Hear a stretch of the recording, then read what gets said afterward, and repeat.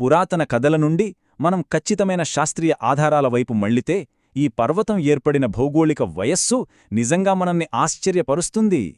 ఇక్కడ మనం గమనించాల్సిన అత్యంత ఆసక్తికరమైన విషయం ఒకటుంది. ఎంతో ఎత్తైన విశాలమైన హిమాలయాల వయస్సు సాపేక్షంగా చూస్తే కేవలం 5 కోట్ల సంవత్సరాలు మాత్రమే. కాని అరుణాచలంలోని రాళ్లు ఏకంగా 380 కోట్ల సంవత్సరాల క్రితం నాటివని భూగర్భ శాస్త్రవేత్తలు ఖచ్చితంగా నిర్ధారించారు. అంటే దీనర్థమేంటో తెలుసా? మన భూమిపై పొర ఏర్పడే ప్రారంభ దశలో కూడా ఈ రాళ్ళిక్కడే నిలబడున్నాయి. భూమిమీద అసలు మొదటి మొక్కలు, జంతువులు పుట్టక ముందే పాంజియా అనే పురాతన మహాఖండంలో ఈ పర్వతం ఒక ముఖ్య భాగంగా ఉండేది.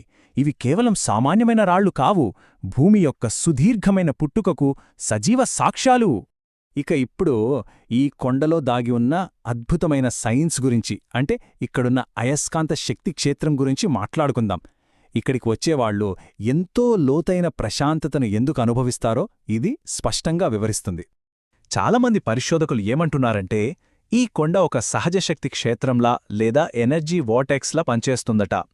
ఇది భూమికి ఉండే షూమాన్ రెజొనెన్స్కి సరిపోయేలా ఒక తక్కువ పౌనపున్య కంపనాన్ని, అంటే ఒక లో ఫ్రీక్వెన్సీ వైబ్రేషన్ని వెలువరిస్తుంది.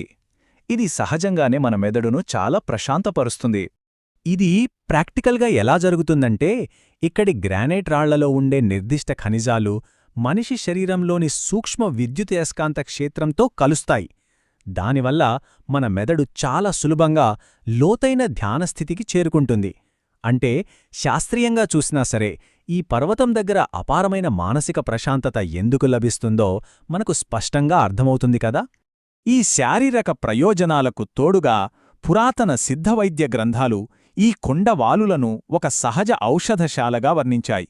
గుండె ఆరోగ్యానికి ఉపయోగపడే నాయురువి, రక్తం శుద్ధి చేసే నారీలాంటి 60కి పైగా శక్తివంతమైన మూలికలు ఇక్కడున్నాయి. ఈ మొక్కలు పర్వతం యొక్క ప్రత్యేకమైన ఆ అగ్నిశక్తిని గ్రహించటం వల్లే అంత ప్రభావవంతంగా పనిచేస్తాయని వారు విశ్వసించారు.